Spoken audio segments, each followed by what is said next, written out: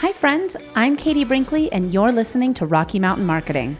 With nearly 2 decades helping business owners, consultants, and coaches with their digital marketing, I know that social media can be an incredible tool to grow your business when you know how to do it the right way. And that's what we're going to do today. I teach you how to navigate the world of entrepreneurship and digital marketing, and hopefully you'll grow your business with a few great tips you wouldn't have known otherwise, and maybe even discover a great local business you love. Let's dive into today's episode.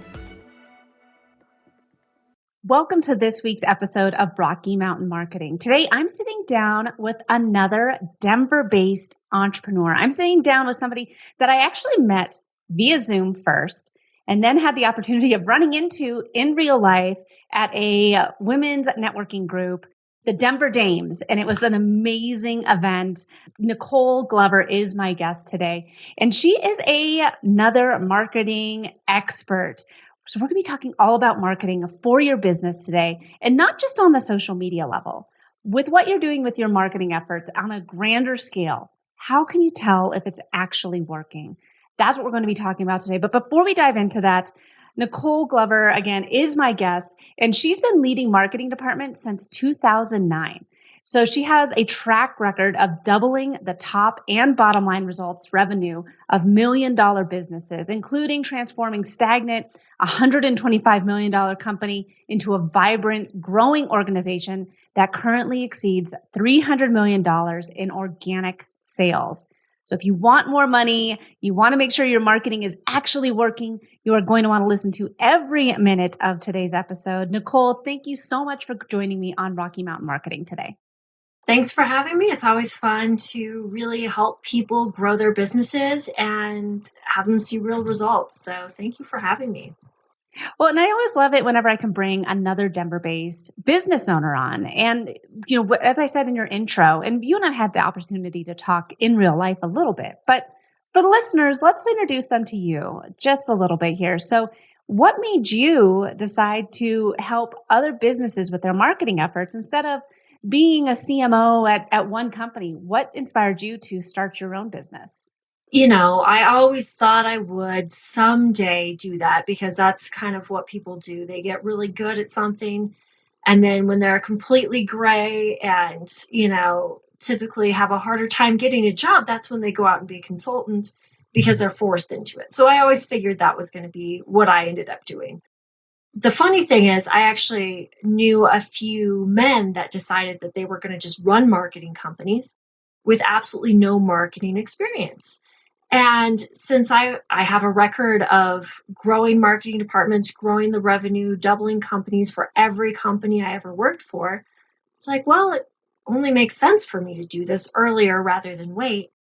Basically, because I love helping businesses. I love getting those results. I love going in and looking and figuring out how we can be smarter about what we're doing, business-wise, growth-wise, marketing, advertising, anything that we can really do to really grow a business rather than sit and wait and approve, a post or a podcast or, an article. If we can go in and work on the strategy, and that's my favorite part, something I'm really good at. And then I've realized that a lot of people don't, that's not their favorite thing to do. They're really good at other things. So this is my thing. This is the thing that I've really become very good at. And I can help more businesses than just, be a CMO for years on end for one business. I mean, I get more challenges. I get to help more businesses and in turn, I get to help more communities because of that. I get, more people get to be hired, more communities get to thrive more. So, I mean, there's more impact doing it this way than just working with one company at a time or, Definitely. Forever. Yeah, no, for real. I definitely understand that. And there's something that comes along with being able to help other other business owners. I mean, you're working with $125 million businesses. Those are some large companies. And you said you like to talk about the strategy.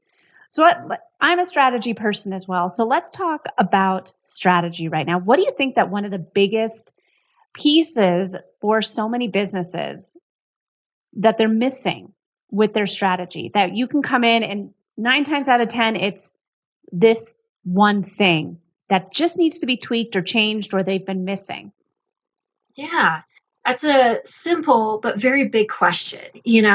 I work with a lot of businesses that seem to think if they just hire the right marketing person or company, that can all just be handled. Someone else will go do It's it and run magic. with it, and then it's done, and they can check it off their list. And the thing that I really like working with companies on is noticing, not even noticing, but being completely involved with their marketing. So they know where the marketing is going. They're sharing their vision with everyone. Marketing is like the entire company is on the same page with where their growth is going and what they want to do with it, rather than just someone over there doing their magic and making leads happen and getting the name out. Like the entire company is on the same page with that. And we have to start at the beginning and making sure the fundamentals are right, making sure we know who we're targeting and what we're saying actually aligns with what they want to hear. So, we work with anything that touches the customer in a business. We're not focused just on digital or, just social like you are, Katie, where you're really focused on making that work for companies. But, if that one piece isn't in alignment with what everything else the company is doing, we're dropping the ball. So we work with everything that touches the customer and making sure all of that aligns. So as long as those foundations are correct, everyone is on the same page, we can make some fun stuff happen. But if not everyone's on the same page, the fundamentals aren't together, then that's the biggest place where most companies need that first step. And as soon as they can get that, then companies can start really growing. So let's talk about growing, because we all want to grow our businesses. And it's interesting to me because you said with marketing, a lot of people will bring marketing consultants in and expect it to be a magic wand. Like, I'm going to bring in marketing and it's going to change everything. And it's also the very first thing to get cut when times are tough. Mm-hmm. And it's just the reality of it. My husband works in finance and I work in marketing. He's like, oh, well, marketing's always the first thing to go. And I'm like, but why?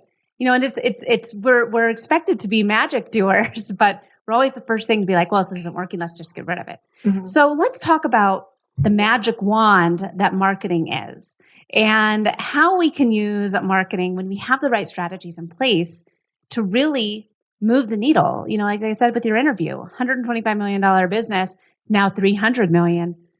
What was the magic wand? Like, how were you able to make those changes? And what recommendations would you have for businesses that are looking for that magic wand? Yeah, so the magic wand, I actually ask that in my questions with clients. Like, what if I had a magic wand and could just fix something? What would that be? So that I know what their biggest pressing issues are. But that magic wand that I use is like 85 things, making sure everything is in alignment and working together and everything is happening. And it's, a lot of people feel like marketing can be such a scam. And I'm not even talking about the manipulation side that people always feel like, oh, it feels sleazy. You're trying to convince people to buy from you. And it's like, no, we're just telling them about something they probably already want to buy. Like that is just, but we want to make sure that everything is in alignment and it takes some time. And that's what I was going to say is people feel like it's a scam because it can take time. But, doing Google ads, people want that to happen quick. And so because they can see so much, they expect everything that marketing does to be that quick and have that biggest return on investment and can track everything. But if we're putting messages on bus stops, like we have no way to track how many eyeballs are on that. I mean, we can have really good guesses, but we have no way to track who's looking at that. But really, if we need to put an ad on a bus stop because that's where our client base is going to be and they're going to see it, then that's what we're going to do, not because we can track it, but because that's what's important. So, there is no magic wand when it comes to marketing, but there are best practices and there's ways to get you where you want to go. But if you are aligning all of your goals with your vision and your tactics and everyone's in alignment and you make sure you're hitting the right people with the right message when they want to hear it, you're going to see more results than you would if you're just trying for the next big thing. A lot of people Yeah. chase the next thing in marketing, and really it's like with most everything, being tried and true and making sure that you are doing what you're supposed to do every day, getting out there, doing the daily, tactics or the steps that you're supposed to do is going to yield those results. That $125 million company that we took to over 300 million, that's still seeing massive results and growing. We had to get the foundations right. We had to, they had a website that they had when I first started. They had little tractors that were floating on the page that were just random, and everything was a black background and it was hard to read. No one could understand anything. Nothing was written to make it easier for the client. It was all written to make it easier for the salespeople. I mean, nothing was good. So we had to fix a lot of little things. And we had to continue asking ourselves, what would the client want? Is this going to help the client? Is this really what the client wants? Or is it, are we just trying to sell them something that would be better for us? So making sure every little thing is working towards that end goal, you'll get those results and you'll set yourself up for a foundation that will continue to help you grow. But if you're just deciding that is too much time, it's too much work, and you keep trying to chase, an influencer here or spending $8,000 a month on Google ads, or, when really you just need to work on those foundations and make things right. Now, getting those influencers and Google ads to work with your business after you've gotten those foundations right, then it starts almost seeming like you have a magic wand to make these things work. But if things aren't working first, everything that Katie does, all the amazing things that you do, it's not going to see those results. So that's why you're so big on making sure that they have their strategy in place and you're not just going for new likes. You're actually getting those results. What are the results that you want? And not just more leads, but what do you want to see happen in 5 years? What do you want to see even in 1 year? If what you're doing isn't aligning with that, then you're just going to get likes for the sake of likes instead of clients. And having people know who you are and what you do, and that you are the person to go to for whatever it is you're serving your community for. With what you said, it made me really think about, well, it's not just my soapbox that I've been standing on this. The likes are great, but really, is it moving the needle for your business? And if showing up as a business owner versus showing up as an influencer are two different things. And I think that when you're an influencer, the likes 100% matter. However, when you are a business, it's that awareness factor. When you're doing social media, is having a very targeted message at a targeted person, a targeted audience. And so I feel like with what you've been saying, you really have to know who your target client is. You really have to know who you're talking to and what their problem is a lot of times before they even know that they have that problem. Mm-hmm. Yeah. Yeah. I was talking to a client yesterday, and she was interested in doing Google Ads for the first time. And the concept of creating the keywords being something that someone, when they have that problem, what are they going to type in? Not just what you sell, but what do they think that problem might be? But even, that's Google Ads is when you need it. But when they're, scrolling through their feeds, what is going to trigger them to stop and go, oh, that would make things better.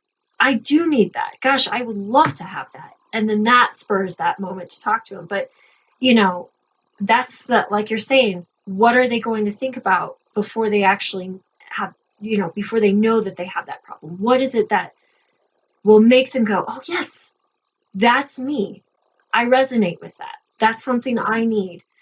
So if we can step back, really be, have a weird conceptual idea of what it is that's actually happening, not be, I produce this for this product. So if you have this product, you need this. We need to think about why.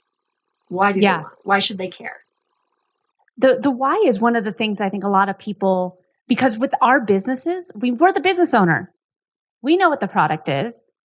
But when you get into the why, it unlocks so many ideas. For me, of the content creation, because then I'm able to tap into the questions that your ideal client is having. So with that, how do you help a lot of your clients understand the value of knowing the why for their product? Yeah. Yeah, a lot of times it's sad to say the amount of times I stump a business owner by asking, why do your clients even choose to work with you? And a lot of times I hear, oh, it's the price. Well, no, it's not the price. What else is it? And they just list off all their features, not even their benefits. So we have to dive in deeper and ask, like, really, why do they work with you? Why should they care about your product over someone else's?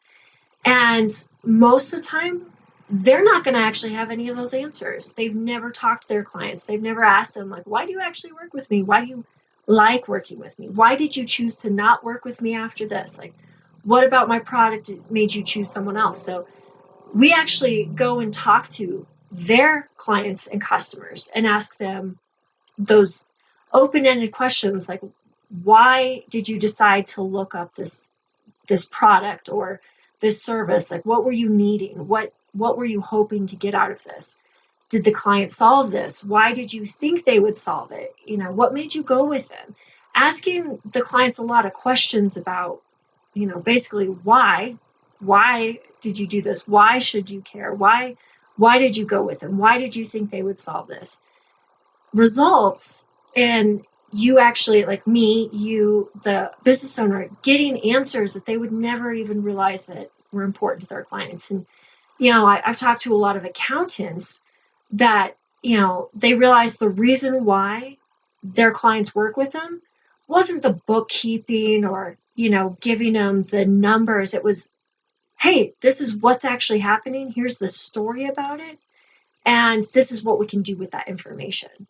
And it's something they would never have even thought to tell their clients, or thought that, their clients cared about that, because what they think their clients care about is where the numbers are at and what bills are paid and how much money you're going to have to work with and how much money you're going to earn every month. But the forecasting, and now that's becoming more and more of a thing where people are really promoting that, but that forecasting is something that accountants are saying, oh, hey, yeah, I do forecasting. And that's what the clients really want to see. So if they weren't asking their clients why they are working with them, they would never have known, and then they wouldn't have gotten new clients. Mm-hmm. They won't tell their clients, like, hey, talk to so-and-so about this because, they did forecasting for me. It's the message. We're sharing why you should care. I 1000% agree. With all of these different things, knowing your why, knowing who you're talking to, knowing, what sort of metrics you should be tracking with, hey, I'm not just going to do a bus stop unless that's where my target audience is. I'm not going to just do Google ads because somebody said, oh, I do Google ads and now my business has grown. Like, knowing the why behind all of these different marketing channels. How do you know what you're doing with your marketing efforts is actually working? Yeah, and that's huge. When we put together plans, we put in milestones. So we can say, at this point, you should be here. At this point, your KPIs, your key performance indicators, should be showing these results. So we can keep an eye on that. Now, if we're starting at scratch, a new market, a new division, or a brand new company, I typically don't work with brand new companies, but, I work with brand new divisions often enough. We can start saying, okay, this is what we're seeing. We're going to keep an eye on this. Now, if you are working in a massive market, you're in New York City and you are trying to sell everyone to come to your pizza location, there's a lot more people that could be served there. If you work nationwide and you're trying to reach nationwide, you're going to have to spread out a lot more, but you can still reach a lot of people. You're just going to spend a little bit more, but if you are in a very small town trying to get people to buy your pizza, there's not as many people. You're going to have to, watch this a lot longer. Now you probably know all the people, they probably know pizza places going in. So not the best analogy, but if we're trying to make sure people know that you have a construction company that has been very successful in your small area, but no one knows who you are because you've only done word of mouth, it's going to take a little bit longer for everyone to know who you are because there's not that many people who need your services. If you work with residential roofing, there's a lot more people than if you're working with commercial roofing, for instance. There's not as many people that need your services. So it's going to take longer for you to see those results. But if you can watch the trends, and I'm not talking hour to hour or even day to day, but week by week and month by month, and seeing that you are seeing the results ticking the way you want it to go, up or down, making sure that you're seeing those results. So if you keep an eye on it, but also making sure you're hitting the right audience and then reaching out, asking people, have you seen my messaging? Does this resonate with you? Have you gone here? Is this a place where you like to see things? If you're talking to a business owner and you want more business owners just like them, go to the places that they like to be. If they're reading Forbes and, Forbes goes all over the world, advertise in that if you want to be all over the world. If they read Forbes and you are trying to advertise in one small town, that doesn't make a lot of sense. But if they have kids that go into, a private school and they have a newsletter and there's more people that are in that community that you want to be targeting, then put your stuff in that newsletter. So first go where you know they're going to be, make sure that that's the right place to advertise, and then watch the trends. Make sure that you're seeing the trends go the right way. And I think that when you're looking at these trends, it's important to know that this comes back again to knowing your customer inside and out. Mm-hmm. Really taking the time to know who your ideal customer is, what their pain points are, and how you can best serve them. Because if you know what magazines they're reading, you know what social media platforms they're on, do they take the bus? Do they take Uber? I mean, should you now be advertising on the Uber app? I mean, all of these are different ways of getting in front of the right person. No, gone are the days of just, and I mean, this is how I started my business, was by having not with my business, but prior to starting my business, I was a marketing manager and I had to do all the media buys. So I was buying billboards, I was buying newspaper ads. And those days I feel are gone. You can get directly in front of who you want to be in front of when you know who you're talking to. Yeah. The things that they can do with geo-targeting are so fun. You can actually, if you're looking for traveling nurses, you can actually target, and this may be a little creepy for people, but this is actually how they make internet free, is all the advertising. But you can target people at home if you know that they have a job description, they're talking about it, they're writing about it, they are looking for jobs. There are digital footprints out there, and then where they work, but then you also can find out where they live. Not exactly, but you can geo-target those specific areas and really get in there and say, hey, you know what? We're looking for more traveling nurses. Apply here. And it's just fascinating where you can go. You can go where your clients are. If you, Nicole, this is exactly. No. I love this so much because as marketers, we love this. We love the fact that that with the internet being free and having the opportunity for cookies and being able to retarget and all the things, it makes marketing to the right people so much easier. You're able to get your product in front of the right person. I love the fact that if I'm looking at sunglasses and all of a sudden I get distracted, I go home, I open up my Facebook feed, and all of a sudden I'm seeing ads for sunglasses in my Facebook feed. A lot of people are like, ooh, that's creepy. But honestly, I still need sunglasses. Thanks for the reminder, Facebook. Thank you. I want to go back and finish checking out now. Yeah. Yep.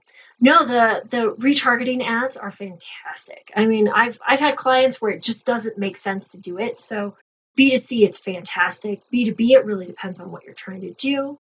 I mean, there's so many tools out there and so many new tools and, AI and like chat and everything, and how we can utilize all of these tools to be more effective and making sure, and, at the end of the day, we're not, salespeople, marketing, we're not trying to sell anything to anyone. We're just trying to help you buy what you really want. If you have a need and you want to get something to make it easier, you want to buy something, we just want to make it easier for you to buy what you want, not try and sell you something that you don't really want. So when you have say something and, Alexa or Google picks that up, and I get that it can be creepy, but really at the end of the day, we're all just trying to make it easier for you to live the life you want to live, right? 1,000,000%. And AI, I know that Chat GPT is like the new good looking girl at school right now, but AI has been a part of our life for a while. What do you think that, I'm afraid to say her name, but Siri, Alexa, hey, Google. Oh, there goes Miss Alexa now. You triggered mine. I know I triggered mine too. But with all of these, this is AI, and it's been a part of our lives for a while. With marketing, these are all different ways to help your business grow. And if you have these different things in place, it's going to make your job easier. It's going to make your customers' lives easier, and it's going to bring in more sales. So as we wrap up today's episode, one final takeaway that I'd love for you to share with the audience today is just, what's your biggest tip for somebody that really wants to make marketing work? They've tried doing things in the past. They've tried doing the Craigslist ads, or they've tried social media. They've tried whatever, and it hasn't worked. What would be your biggest piece of advice for them? Yeah. So if you have clients, go find out where your clients are. And even ask them if they'll introduce you to someone. Not ask for a reference or referral, but ask them if they'll introduce you to their ideal, or, your ideal client, other people like them. If I ask Katie, like, hey, can you introduce me to some business owners in the Denver area? That's so much easier to get that introduction than saying, oh, can you give me a referral for someone that is needing marketing in the Denver area? I mean, it just, comes across different, but you would totally give me an introduction.